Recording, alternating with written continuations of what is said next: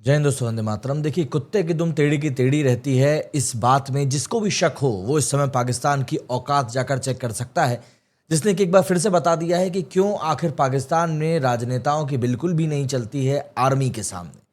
जिस तरीके से पहले डोनाल्ड ट्रंप ने इस बात को लेकर कहा कि भैया दोनों देशों के बीच में, भारत पाकिस्तान के बीच में सीज फायर हो चुका है, लेकिन फिर उसके बाद में हमने देखा किस तरीके से 3 घंटे के अंदर ही पाकिस्तान ने उस सीज फायर का वायलेशन कर दिया। और उसके बाद से ही लगातार तरह तरह की थ्योरीज निकल कर सामने आ रही हैं कि आखिर पाकिस्तान ने ऐसा क्यों किया होगा और क्या किया होगा। देखिए, एक सबसे पहली बात तो यही निकल कर आ रही है कि पाकिस्तान दरअसल सीज फायर के लिए माना ही इसलिए था क्योंकि आईएमएफ की तरफ से उसको लोन दिया जा रहा था। लेकिन फिर सवाल उठता है कि भैया जब लोन दे दिया गया तो इन्होंने सीज फायर तोड़ा तो तोड़ा क्यों। काफ़ी सारी चीज़ें हैं जो कि इस समय चल रही हैं, लेकिन उससे पहले ज़रा सोशल मीडिया की तरफ चलते हैं और देखते हैं वहाँ पर इस समय क्या कुछ रिएक्शन सामने आ रहे हैं। अब आप सबसे पहले इसी ट्वीट को देखेंगे तो यहाँ पर आप देख सकते हैं आसिम मुनीर पीछे हैं और डोनाल्ड ट्रंप जो है वो आगे है। और डोनाल्ड ट्रंप यहाँ पर यही कह रहा है कि मैं, आप आगे पढ़ सकते हैं कौन सी गाली लिखी और लिखा है कि मैं इस मामले में घुसा।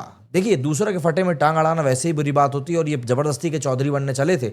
और जो देश खेलता ही तुर्की और चाइना की गोद में हो, वो कैसे आपकी बात मान लेगा, ये आप सोच कर देखिए। उसको पैसे से मतलब था, उसको पैसा मिल गया और बस फिर उसने आपकी मुंड पे लात मार दी और आपका खेल खत्म हो गया।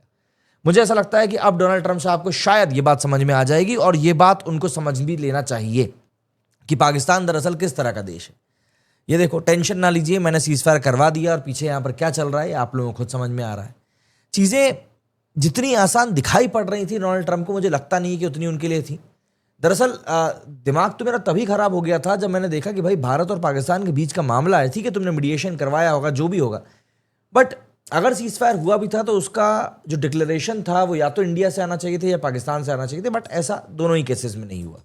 खैर, सलमान खान ने भी इसको लेकर तुरंत ही ट्वीट कर दिया था, thank God for the cease fire, लेकिन उन्होंने समय रहते ट्वीट डिलीट कर दिया। हालांकि उन्होंने ऐसा कुछ कहा नहीं ऑपरेशन सिंदूर को लेकर और जो इंडिया पाकिस्तान के बीच में एस्केलेशन हुआ उसको लेकर भी कुछ नहीं कहा, बट सीज फायर को लेकर उन्होंने ये बात ज़रूर कही थी। लेकिन उसकी कुछ ही देर बाद में, जैसा कि आप खुद यहाँ पढ़ सकते हैं, उन्होंने उस ट्वीट को डिलीट करने में भी बिल्कुल देरी नहीं लगाई। इसके अलावा अब हमारे जो फॉरेन सेक्रेटरी हैं विक्रम मिस्री साहब, उन्होंने भी इस बात को कंफर्म किया है कि Pakistan has violated the ceasefire and Indian army has been given the full hand. But यहाँ पर एक चीज़ जो मुझको समझ में नहीं आई, मिस्री साहब ने यहाँ पर अपने इस वीडियो में 2 से 3 बार एक शब्द का इस्तेमाल किया और वो था अतिक्रमण, कि पाकिस्तान ने अतिक्रमण किया है, इस अतिक्रमण के लिए पाकिस्तान ही जिम्मेदार है। अब देखिए, अतिक्रमण का मतलब होता है कब्जा करना। कब्जा करना मतलब आप किसी दूसरे की जगह पर कब्जा कर लो। अब या तो यहाँ पर अतिक्रमण और आक्रमण में कुछ कन्फ्यूजन हुआ है, और अगर वाकई में अतिक्रमण है तो ये अतिक्रमण किस तरह का है, इस बारे में अभी तक कोई डिटेल जो है वो सामने आई नहीं है, क्योंकि बहुत सारी चीज़ें हैं जो कि इस समय डेवलप हो रही हैं, अंडर द सरफेस है। एंड आज तो एक चीज़ और देखने के लिए मिली है कि जो इंडिया की जो मीडिया हाउसेस हैं वो भी थोड़ा कंट्रोल में है। जैसे कि आप ये देख सकते हैं कि 8:05 पर एनडीटीवी बोलता है कि more than 100 bomb blast in Srinagar, और 10:05 पर बोलता है no bomb blast recorded in Srinagar. तो ये जो मीडिया चैनल्स हैं आज थोड़े से कंट्रोल में दिखाई पड़ रहे हैं, चीज़ों को एकदम एस्केलेट करके नहीं बता रहे हैं, वरना ये लोग तो टीआरपी के चक्कर में ऐसा लग रहा था बिल्कुल बौरा चुके हैं। और आप इस बात को समझिए, ये बहुत गंभीर बात है कि ये सिर्फ और सिर्फ बॉर्डर पे चल रही जंग नहीं है, ये एक तरीके का इन्फॉर्मेशन वॉरफेयर भी है, जहाँ पर कि आपको और मुझको, हमको भी हर चीज़ सोच समझ कर ही शेयर करनी पड़ेगी। क्योंकि आप समझिए इस बात को कि पाकिस्तान जो है इस समय काफ़ी फंडिंग कर रहा है इस चीज़ को लेकर कि कैसे भी करके इंडिया को लेकर मिस इन्फॉर्मेशन जो है वो फैलाई जाए और लोगों के बीच में एक पैनिक क्रिएट किया जाए, खास करके इंडियन लोगों के बीच में। अगर आप क्रोनोलॉजी की बात करें तो आपने देखा ही होगा कि इंडियन गवर्नमेंट ने किस तरीके से रिटेलिएट करने के पहले ही कई सारे जो न्यूज़ पोर्टल्स थे, कई सारे जो यूट्यूबर्स थे पाकिस्तान के, उन सभी को सोशल मीडिया प्लेटफॉर्म्स पर उनकी रीच को इंडिया में ब्लॉक करना शुरू कर दिया था। एंड हमको अब उसके कारण जो है समझ में आ रहे हैं कि किस तरीके से फेक न्यूज़ का प्रोपेगेंडा चलाया जा रहा है। इवन अभी भी कई सारे ऐसे हैंडल्स हैं जो कि पाकिस्तानी हैंडल कर रहे हैं, लेकिन उन पे नाम आपको बिल्कुल इंडियन मिलेंगे, जैसे शर्मा, गुप्ता, शुक्ला, इस तरह के सरनेम आपको उसके ऊपर मिलेंगे। बाकायदा भारतीय झंडा मिलेगा, या फिर वो आर्मी के भी पर्सनल हो सकते हैं, पंजाब के, उनके नाम से ये लोग हैंडल बना के लगातार मिस इन्फॉर्मेशन को सर्कुलेट कर रहे हैं। तो उससे भी हमको काफ़ी हद तक बचने की इस समय ज़रूरत है। और ज़रूरत इस बात की भी है कि हम इस चीज़ को समझें कि आखिर किस जगह पर हमें किस चीज़ को लेकर कैसे रिएक्ट करना है, क्योंकि इस समय यकीन मानिए इंटरनेट के ऊपर इतनी ज़्यादा इन्फॉर्मेशन मौजूद है, इतनी ज़्यादा इन्फॉर्मेशन मौजूद है कि कोई ये नहीं बता सकता कि कौन सी गलत है, कौन सी सही है। इसीलिए आप अपने सोर्सेज को बहुत अच्छे से समझें, जानें कि भैया ये जिनको हम लोग फॉलो कर रहे हैं क्या वो वाकई में पुख्ता न्यूज़ दे रहे हैं कि नहीं दे रहे, वरना एक पल को कुछ कहते हैं, दूसरे पल को कुछ कहते हैं। इस तरह की बातों को आपको सिरे से दरकिनार करना है और समझना है कि भैया जो चीज़ सही है वही चीज़ को आप कंज्यूम भी करें, वरना ये इन्फॉर्मेशन का जो पूरा सिस्टम होता है ना, ये आपके सिस्टम को कब हिला के रख देगा आपको खुद भी पता नहीं चलेगा। खैर, थोड़ी सी और चीज़ें देखते हैं जो कि सोशल मीडिया पर इस समय तैर रही हैं। इसके अलावा एक ये वीडियो है लक्ष्य मूवी का, जो कि अब बहुत ज़्यादा वायरल हो रहा है, जिसमें कि जब ये ऋतिक रोशन जब जंग पे जा रहा होता है आखिरी पॉइंट को कवर करने के लिए, आई थिंक पीक 5179 रहती है वो, तब ओमपुरी वहाँ पर उसको कहते हैं कि भाई साहब वो पाकिस्तान है, अगर हार जाएगा तो वो लौट के ज़रूर आएगा, मतलब जब आप जीत जाओ तो बिल्कुल लापरवाह मत होना, क्योंकि वो वापस लौट कर पलट के हमला ज़रूर करता है। और आप देखिए कि पाकिस्तान ने आज उसी चीज़ को प्रासंगिक करके बताया है, सिद्ध करके बताया है कि क्यों आखिर पाकिस्तान के ऊपर आपको रत्ती भर भी भरोसा नहीं करना चाहिए। ये एक ऐसा देश है जो आपको पता भी नहीं चलेगा और कब आपका बिल्कुल बुरा करके चला जाएगा।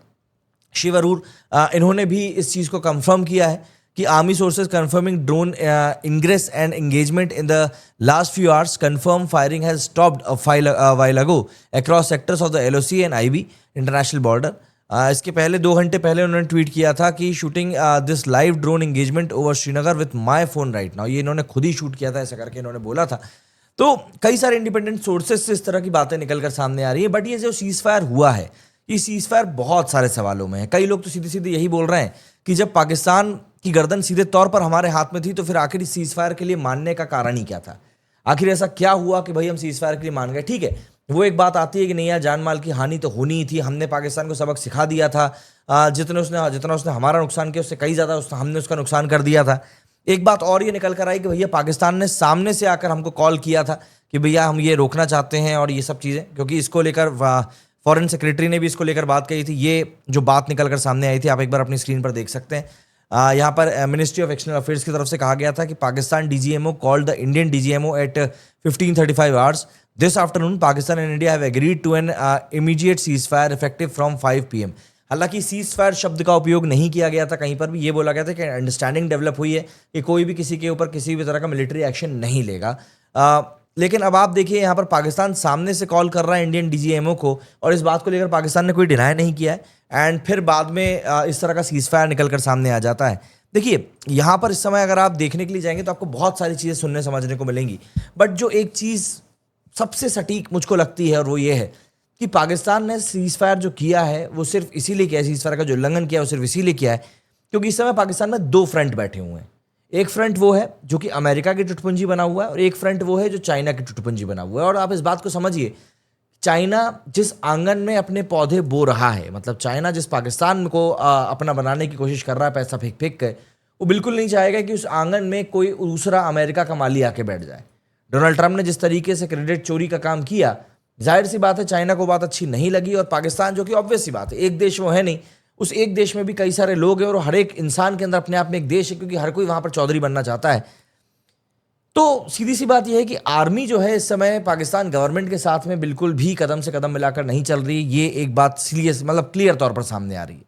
और पाकिस्तान आर्मी ने सीज फायर का जो उल्लंघन किया है डिक्लेरेशन के बाद में, वो वाकई में बताता है कि चीज़ें कितनी ज़्यादा बद से बदतर हो चुकी हैं इस समय पाकिस्तान में। मतलब डोनाल्ड ट्रंप को भी अब ये बात बहुत बखूबी समझ में आ रही होगी कि क्यों आखिर पाकिस्तान के ऊपर आप कभी भी भरोसा नहीं कर सकते। देखिए दोस्तों, ये समय है जब आप अपना ख्याल रखें, अपनों का ख्याल रखें, और सबसे बड़ी बात जो हम इन्फॉर्मेशन की बात कर रहे हैं, आप इन्फॉर्मेशन वो कंज्यूम करें जो आपको समझ में आए कि नहीं, उस सोर्स से कंज्यूम करें जो आपको समझ में आए कि नहीं ये वाकई में सही चीज़ बताते हैं।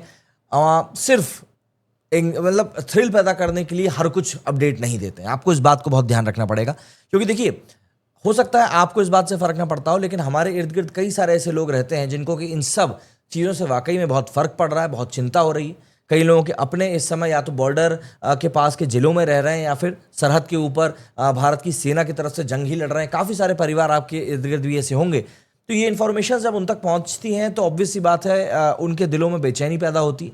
तो हमको इन सब चीज़ों से बचना चाहिए और ध्यान देना चाहिए उन सोर्सेज की तरफ जो कि वाकई में सही चीज़ बताते हैं, क्योंकि आप इन्फॉर्मेशन से बच तो नहीं सकते, लेकिन कम से कम आप इन्फॉर्मेशन को सेग्रीगेट ज़रूर कर सकते हो कि हमें कौन सी ऑथेंटिक मिल रही है और कौन सी नहीं मिल रही है। आप मुझे बताइए कि आपका पाकिस्तान के सीज फायर और उल्लंघन को लेकर क्या कुछ कहना है। मेरे इस वीडियो में फिलहाल इतना ही। जय हिंद। जल्दी आपके साथ अपडेट्स के साथ और वापस सामने आऊँगा। जय भारत।